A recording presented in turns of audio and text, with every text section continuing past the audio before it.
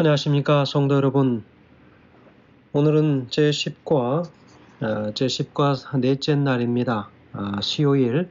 말씀의 제목은 구제할 수 없는 자들은 바로 우리라는 제목으로 함께 말씀의 귀한 은혜를 나누겠습니다. 우리 말씀 나누기 전에 기도하겠습니다.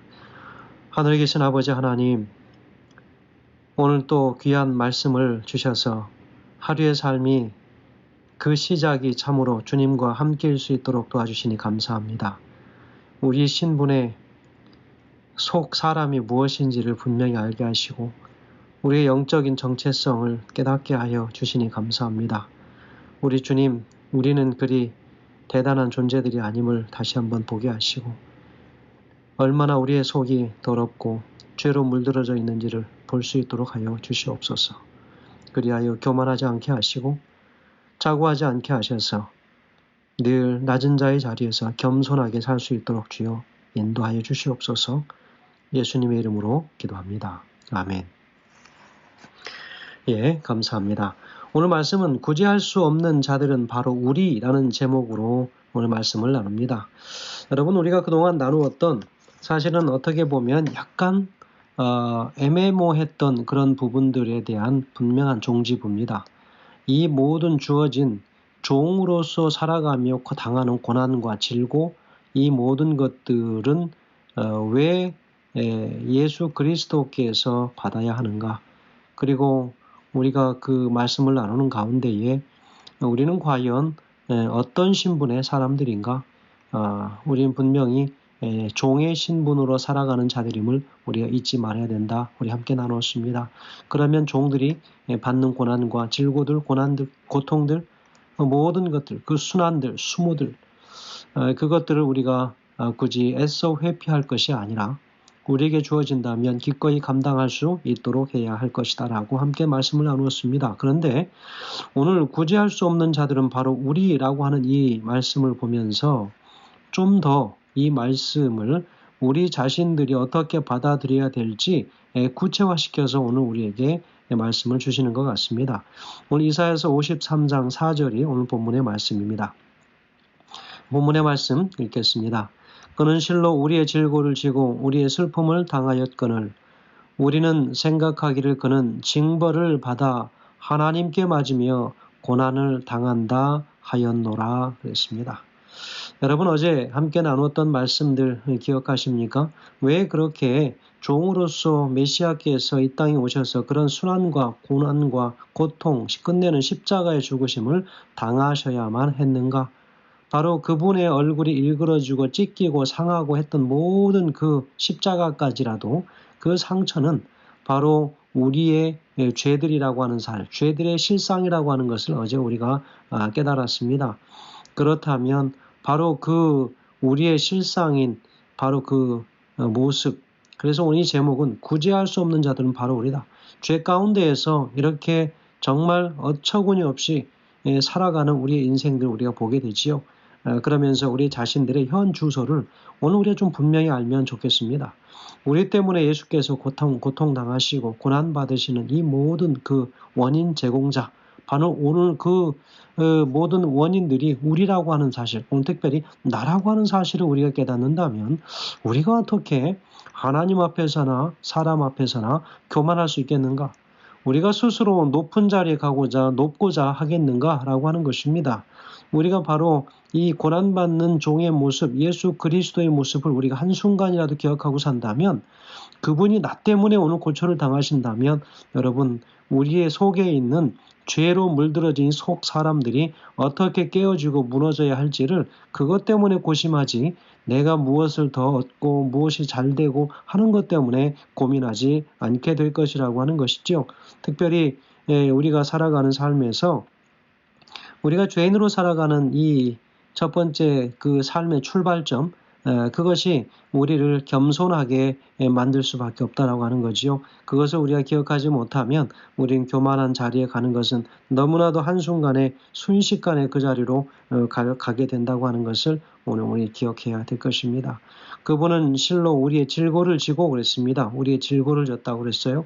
우리의 슬픔을 당하였거늘 그리고 우리는 생각하기를 그는 징벌을 받아 하나님께 맞으며 고난을 당한다 하였노라. 그렇게 이야기를 한다라고 이야기를 하고 있죠.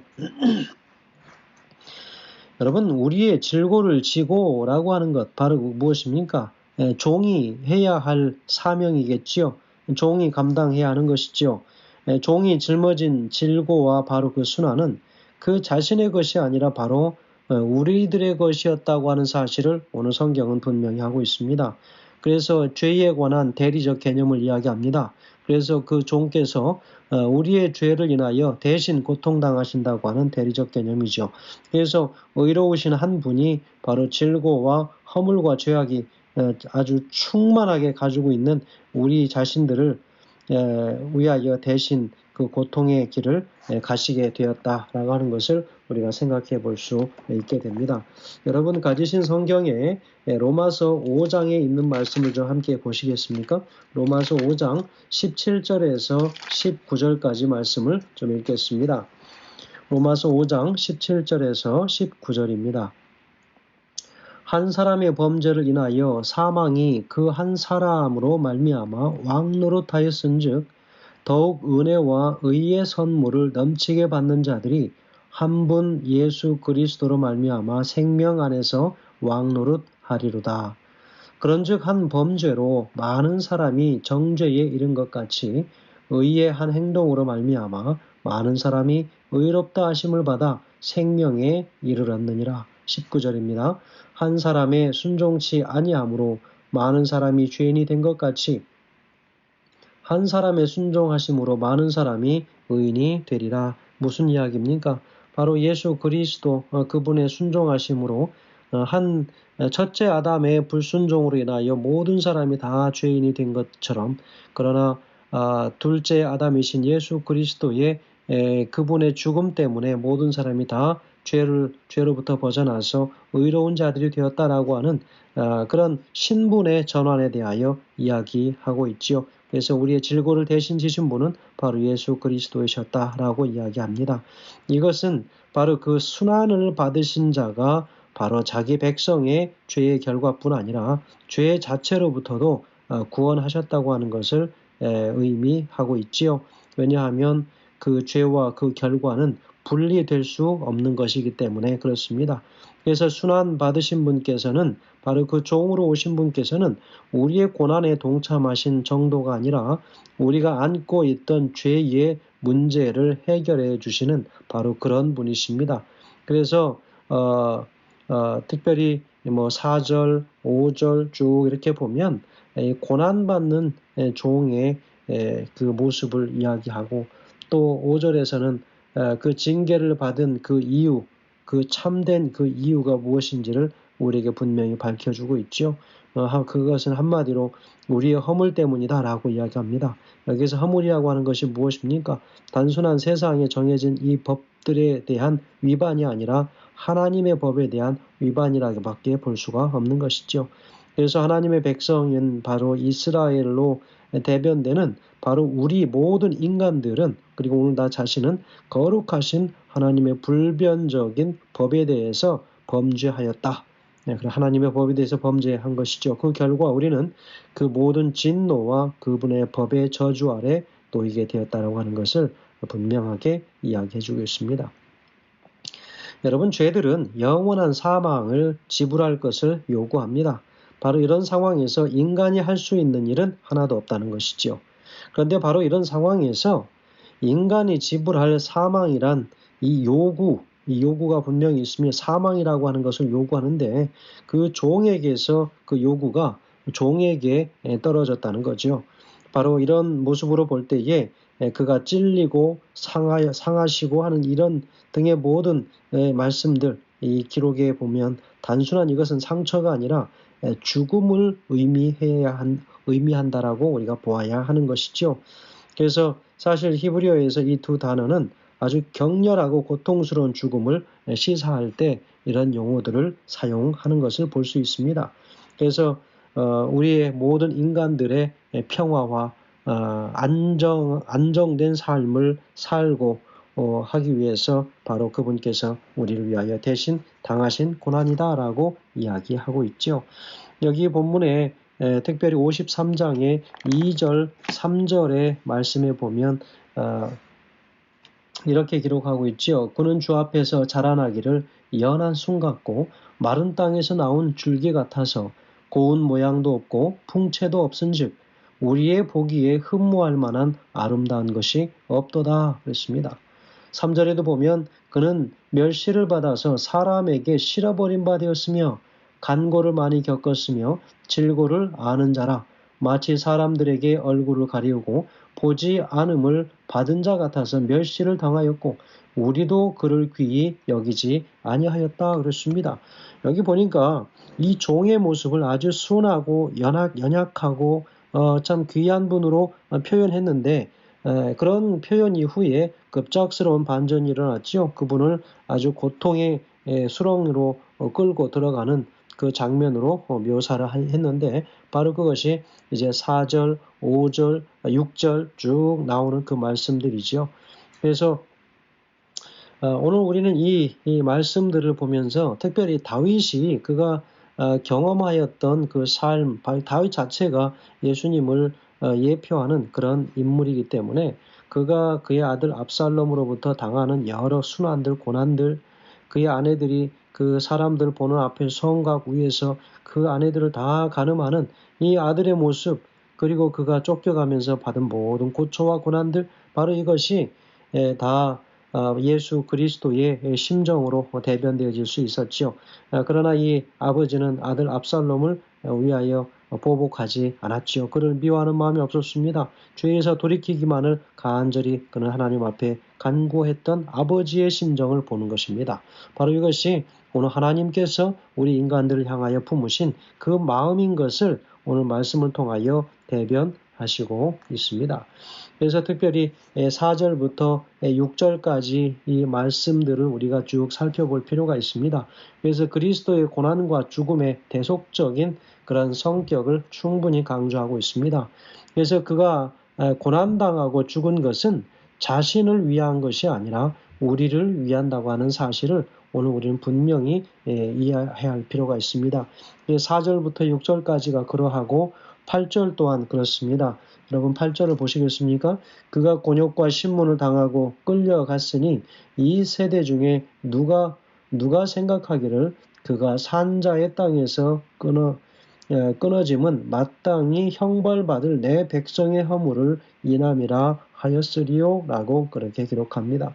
여기 11절에도 보면 가라사대 그가 자기 영혼에 수고한 것을 보고 만족히 여길 것이라 나의 의로운 종이 자기 지식으로 많은 사람을 의롭게 하며 또 그들의 죄악을 친히 담당하리라 라고 그렇게 기록하고 있습니다.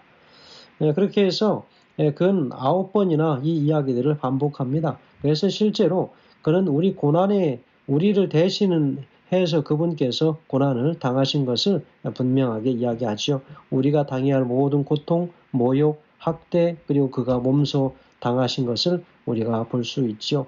여기 보면 어떤 사람들은 그것을 하나님께 매를 맞는다, 그래서 고난당한다 이야기한다고 얘기하지요.